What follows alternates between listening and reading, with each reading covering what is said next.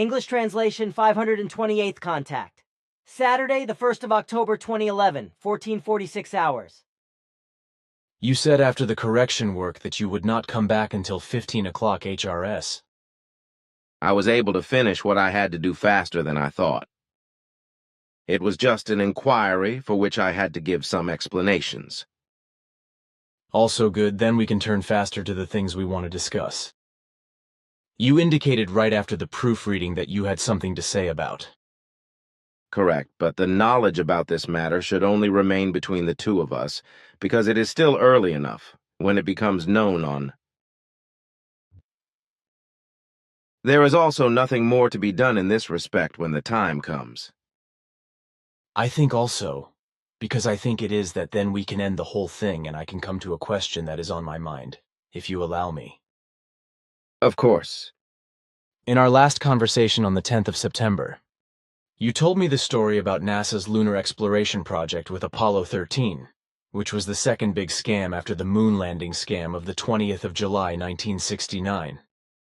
I thought that I would publish the relevant excerpt from the conversation in Special Bulletin number 64 in November, so I will ask the core group members at tonight's meeting whether I should really do this. But somehow I have some strange and unpleasant thoughts and feelings when I think about publishing your statement and explanation. You should pay attention to your thoughts and feelings. I also think so, but still I want to ask the core group members and hear what they have to say. If they are in favor of a publication, I would like you to clarify something for me in the near future, whether it is good or not to make the whole thing public in November. Depending on your decision, I will then act. I can do that, my friend, because maybe a clarification is really necessary. If you have unpleasant and strange thoughts and feelings, then it is necessary for me to get to the bottom of them. It will probably take a few days before I can do an investigation and preview, but I will let you know as soon as I have a result. Thanks a lot, my friend. Then I would like to talk about something else, about which you gave me some explanations during my great journey in 1975. This was our universe material belt, which, together with all the other 6 belts, is expanding and accelerating at an ever-increasing rate, which is still unknown to our astrophysicists. With the increasing speed process, I do not understand how this is related to the expansion of the material belt. If you can explain the whole thing to me in simple words, please. I am not allowed to give exact explanations openly, so I have to limit myself to short ones. The material belt, respectively, the solid state belt, is that part of the 7-belt universe, in which the corresponding basic energies of spiritual energetic form transform into luminous, electrically conductive gas mixtures which condense in the course of very long times and finally become solid matter. However, this also passes away again in a transformation process after 49 billion years at the latest, from which new gas mixtures and new matter in the form of solid bodies are created again. The last transformation process in this respect took place around 17 billion years ago. However, since the 2 outer belts drift outwards at a very high speed during the expansion for about 155 trillion years, after which contraction sets in, this also affects the inner belts. This effect also affects the material belt, which Earth humans mistakenly regard as the actual universe. Of course, this is not correct, because this belt is only the 4th one, seen from the center, that was created after the original explosion. This 4th belt, which is also called the solid-state universe, has its own movement and speed, and this belt also drifts outwards and becomes more and more extensive. And since the 5th belt has a greater intrinsic velocity than the 4th and thus also influences the solid-state universe, the latter is becoming faster and faster. I should not say more about this. That's really enough, because now I understand what I wanted to know. But one more question about the 7th belt of the universe, which we call the Ram belt. As I know from Nokodemian's memory bank, this ramming does not mean the actual force by which other universes are pushed aside. If I have understood correctly, the pile-driving belt correctly embodies a shock wave which hits the shock waves of other universes, and thus causes a smooth movement of them.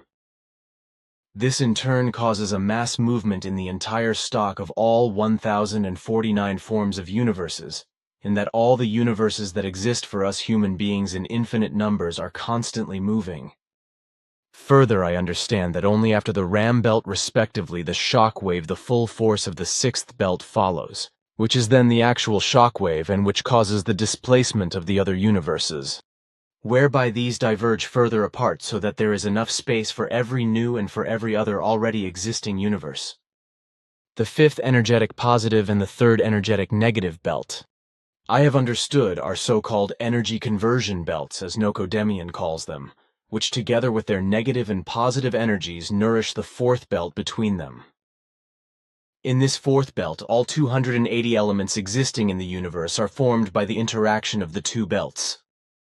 Out of these elements develop the gaseous forms: electrons, neutrons, neutrinos, protons, photons, nucleons, radiations, nebulae, molecules, as well as all kinds of atoms and subatoms of all kinds, such as quarks and what they are all called, which develop up to the sevenfold level below the actual atom, respectively what is called indivisible, from which in one form or another solid forms of matter and biological life, etc., ultimately result.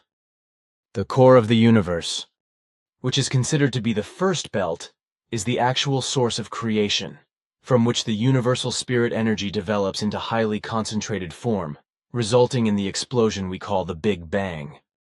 The second belt is the one that forms the corona of the explosion, where the expansion energy unfolds its full force, and at the same time develops an increase in volume, causing the outer region of the universe to expand at 147 times the speed of light. In the third belt, negatively charged spirit energetic basic substances are created, while in the fifth belt, positively charged spirit energetic basic substances are created equally, which penetrate into the fourth belt located between the third and fifth belt. And as I have understood in this context, the basic spiritual energetic substances from the third and fifth belts together penetrate directly into the fourth belt for 155.5 trillion 155 trillion 500 billion years, in which the interaction of the negative and positive energies also begins and progresses. The positive and negative spiritual energetic impulses which united in the fourth belt, which was still empty at the beginning, triggered the developmental process in relation to the emergence of the most diverse forms of matter and the manifold biological life forms, etc., thus forming the material universe with all its reality and the planes and forms, etc., existing in it. After 155.5 trillion 155 trillion 500 billion years of expansion of the universe, its contraction then occurs, with which also the basic supply of the fourth belt, respectively the material universe through the negative third and the positive fifth belt, ceases.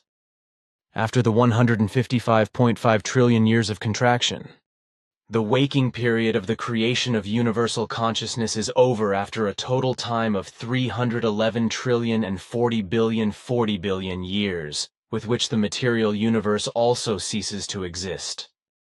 The following time after the slumbering period of creation, universal consciousness respectively after the resting phase of the contracted universe lasts 7x 311 trillion 311 trillion and 40 billion years, during which completely new energies arise.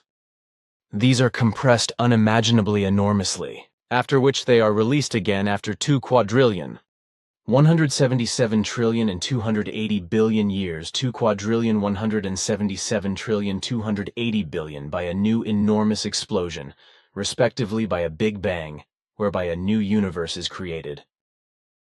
This is then, however, only of a purely energetic nature and no longer has a material belt or a material universe, respectively.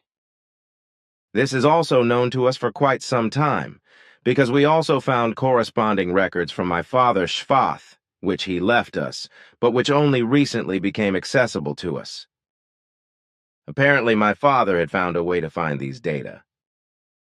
And already I thought that I could tell you something new. But also good.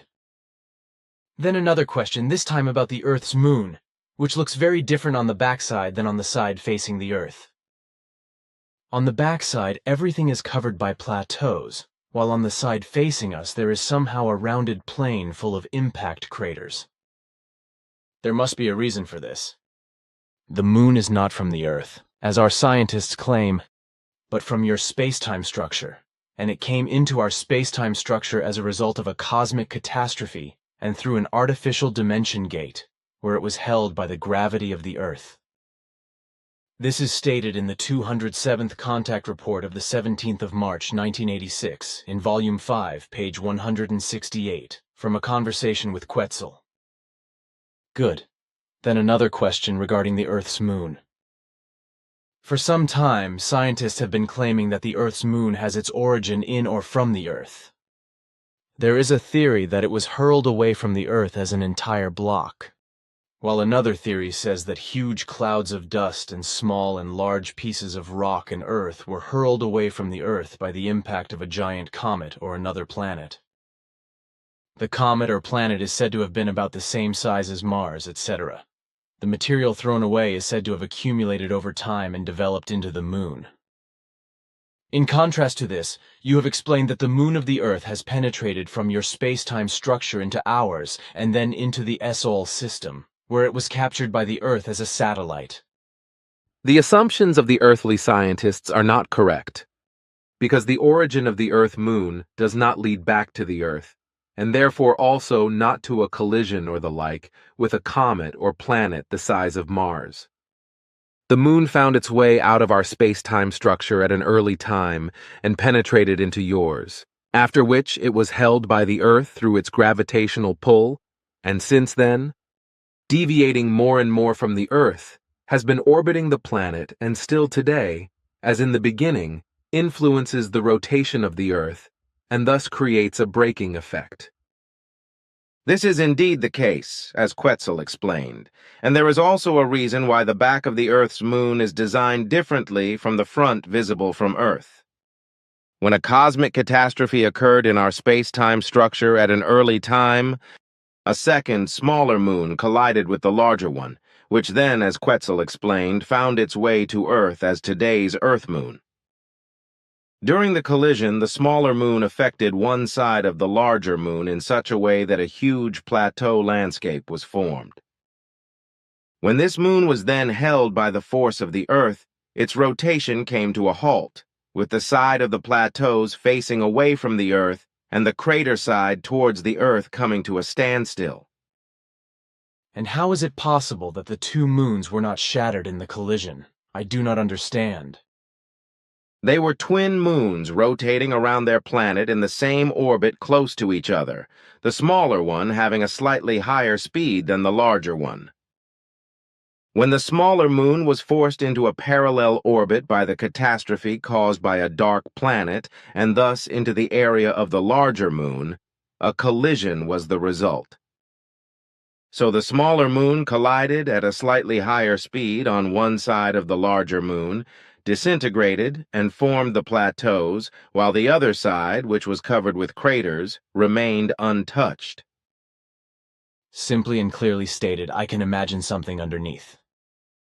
But what about the craters that you see from Earth? Are there not some that were formed when the satellite, which was found here, was already orbiting the Earth as an Earth moon? It would be very strange if this had not happened during all the time of its existence as an Earth satellite. As I know from you, the genes of the human beings are influenced by various factors and are therefore passed on by heredity. This is according to your explanations in relation to vices and habits, thoughts and feelings, as well as various purely physical illnesses, sufferings, and consciousness diseases.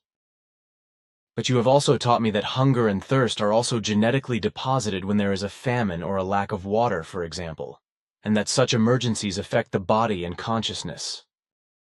The same applies to psychological damage? For example, through torture, terror, war and bullying, through fear, phobias and frightening experiences, etc. but also to the consumption of drugs, medication, and alcohol, not forgetting smoking. According to you, all these factors are stored in the genes, so that everything is then genetically transferred to the children and their children's children, thereby determining their health, behavior, thoughts and feelings, etc. And since this is so, as you have explained, I can well understand that all the human beings worldwide in innumerable varieties, such as senseless acts of violence by young people against helpless and innocent victims, as well as all the worldwide terrorism, the many acts of war, murders, other crimes and acts, etc., have genetic origins. This is also, in my view, the case with regard to the non-functioning or even destruction of very many families and friendships. It is also the case of hatred, jealousy and revenge, lying and slander, malicious deceit, trafficking in human beings and religious beliefs, exploitation and slavery, as well as the lack of human relationships, generalized discord, internal and external lack of freedom, lack of love, and ever-increasing disharmony. The way I see everything according to your explanations, everything originates from genetically handed down degenerations, which are increasing and becoming more and more blatant the longer they last. But that everything can change for the better. It is absolutely essential that all earthly humanity be fundamentally taught about reality and its truth, and about the profound creational natural laws and recommendations from which love, peace, freedom, and harmony arise. Only by learning and spreading these high values can true and valuable interpersonal relationships and healthy and profoundly vital behavior be restored, ensuring a humanity that is equally good and peaceful and free and harmonious. Now my question is, to what extent are these factors genetically transmitted to the offspring? As you have explained, it is not only the direct descendants, but also their children, that is to say, the children's children, on whom everything has a genetically inheritable effect. Your comprehension of the whole thing is undeniably correct. Because in fact, the ever-increasingly prevalent factors, as you have called them, are actually based on hereditability, but this does not only apply to the direct descendants and their offspring. The truth is that all genetically inherited evils of any kind increase more and more from offspring to offspring if the degenerations are not decisively stopped and not vigorously attacked. What is steadily increasing in evil today is the late success of the degenerations that have been practiced for thousands of years by Earth humans. The very last events of the last century, which were contrary to the law of creation and which were triggered by Earth humans, especially also the First and Second World War, as well as the atrocities and disgracefulness, etc. of today, are the main driving forces for the already existing and in the future more and more expanding degenerations of Earth humans. So it is true with regard to their behavior contrary to the law of creation that they are not so quick to change their ways. But that everything that degenerates is still increasing, and therefore the whole thing is also genetically passed on. And as explained, these genetic transmissions do not only happen to the direct descendants, but also to their offspring and again to their offspring, etc., which will continue far into the future and into many limbs. So not just into the seventh limb of the offspring, as I had a thought about that. No, because if nothing is done against the inherited evils, then everything increases and goes on and on.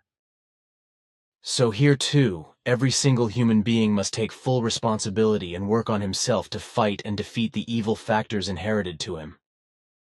Therefore, nobody can also say that he is innocent of his wrong behavior if he does not consciously fight it and does not make it disappear.